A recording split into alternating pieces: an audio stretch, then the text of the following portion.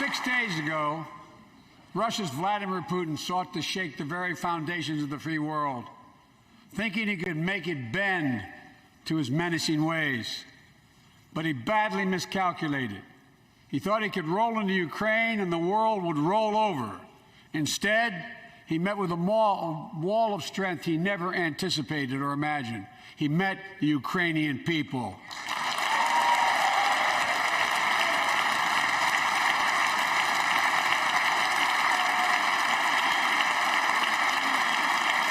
And President Zelensky, to every Ukrainian, their fearlessness, their courage, their determination literally inspires the world. Groups of citizens blocking tanks with their bodies, everyone from students to retirees to teachers, turned soldiers defending their homeland. And in this struggle, President Zelensky said in his speech to the European Parliament, "Light will win over darkness." The Ukrainian ambassador to the United States is here tonight, sitting with the First Lady. Let each of us, if you're able to stand and send an unmistakable signal to the world of Ukraine. Thank you. Thank you, thank you, thank you.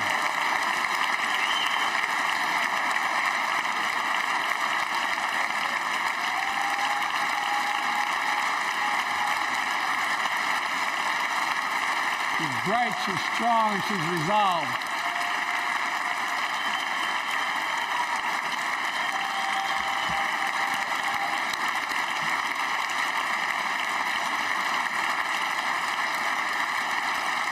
Yes,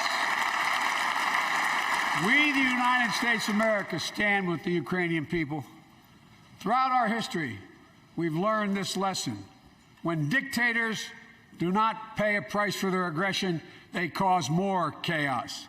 They keep moving, and the cost, the threats to America and America to the world keeps rising. That's why the NATO alliance was created, to secure peace and stability in Europe after World War II. The United States is a member, along with 29 other nations. It matters. American diplomacy matters. American resolve matters. Putin's latest attack on Ukraine was premeditated and totally unprovoked. He rejected repeated efforts at diplomacy. He thought the West and NATO wouldn't respond. He thought he could divide us at home, in this chamber, in this nation. He thought he could divide us in Europe as well. But Putin was wrong. We are ready. We are united, and that's what we did. We stayed united.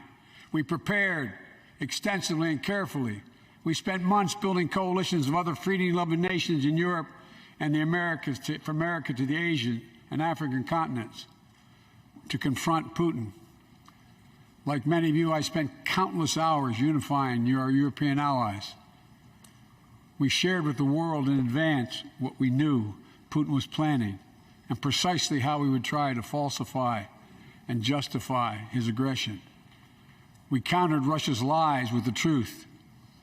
And now that he's acted, the free world is holding him accountable, along with 27 members of the European Union, including France, Germany, Italy, as well as countries like the United Kingdom, Canada, Japan, Korea, Australia, New Zealand, and many others, even Switzerland, are inflicting pain on Russia and supporting the people of Ukraine.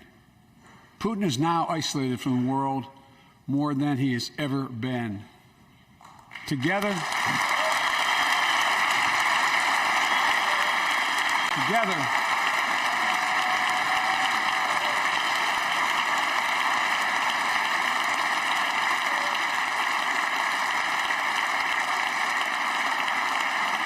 along with our allies, we are right now enforcing powerful economic sanctions.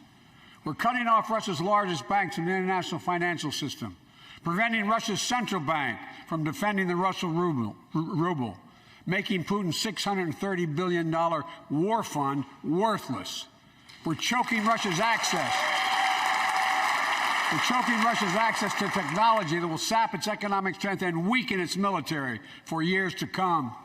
Tonight, I say to the Russian oligarchs and the corrupt leaders who bilk billions of dollars off this violent regime, no more. The United States, I mean it.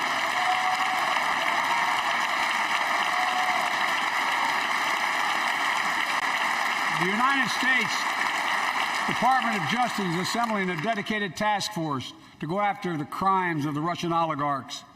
We're joining with European allies to find and seize their yachts, their luxury apartments, their private jets. We're coming for your ill-begotten gains. And tonight, I'm announcing that we will join our allies in closing off American airspace to all Russian flights, further isolating Russia and adding additional squeeze on their economy.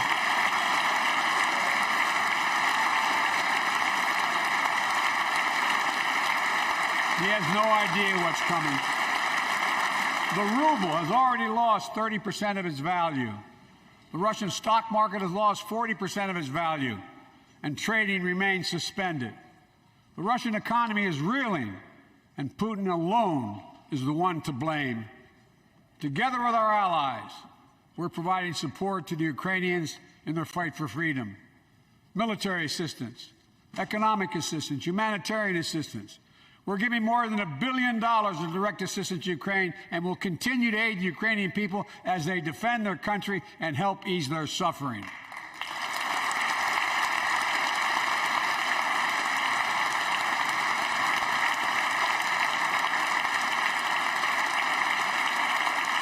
But let me be clear. Our forces are not engaged and will not engage in the conflict with Russian forces in Ukraine.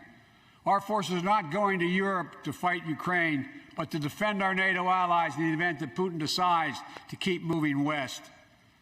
For that purpose, we have mobilized American ground forces, air squadrons, ship deployments to protect NATO countries including Poland, Romania, Latvia, Lithuania, and Estonia. And as I've made crystal clear, the United States and our allies will defend every inch of territory that is NATO territory with the full force of our collective power. Every single inch.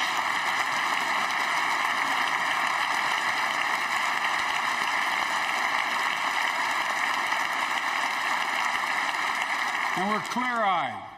The Ukrainians are fighting back with pure courage. But the next few days, weeks, and months will be hard on them. Putin has unleashed violence and chaos, but while he may make gains on the battlefield, he'll pay a continuing high price over the long run. And a pound of Ukrainian people, the proud, proud people, pound for pound, ready to fight with every inch of energy they have. They've known 30 years of independence, have repeatedly shown that they will not tolerate anyone who tries to take their country backwards. To all Americans, I'll be honest with you, as I always promised I would be.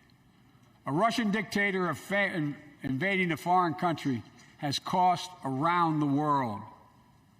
And I'm taking robust action to make sure the pain of our sanctions is targeted at the Russian economy, and that we use every tool at our disposal to protect American businesses and consumers. Tonight, I can announce the United States has worked with 30 other countries to release 60 million barrels of oil from reserves around the world. America will lead that effort, releasing 30 million barrels of our own strategic petroleum reserve. And we stand ready to do more if necessary, united with our allies. These steps will help blunt gas prices here at home, but I know news about what's happening can seem alarming to all Americans. But I want you to know we're going to be okay. We're going to be okay. When the history of this era is written, Putin's war in Ukraine will have left Russia weaker and the rest of the world stronger. While it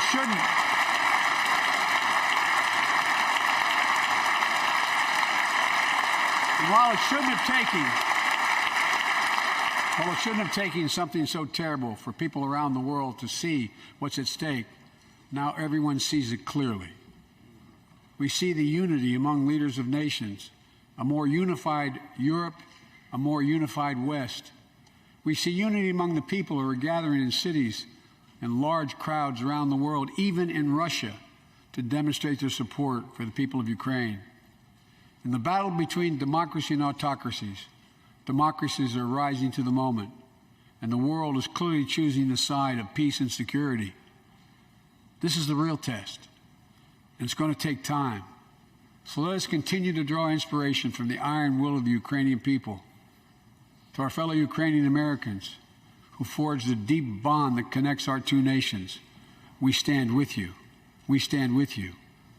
Putin may circle Kyiv with tanks, but he'll never gain the hearts and souls of the Iranian people. He'll never extinguish their love of freedom, and he will never weaken the resolve of the free world.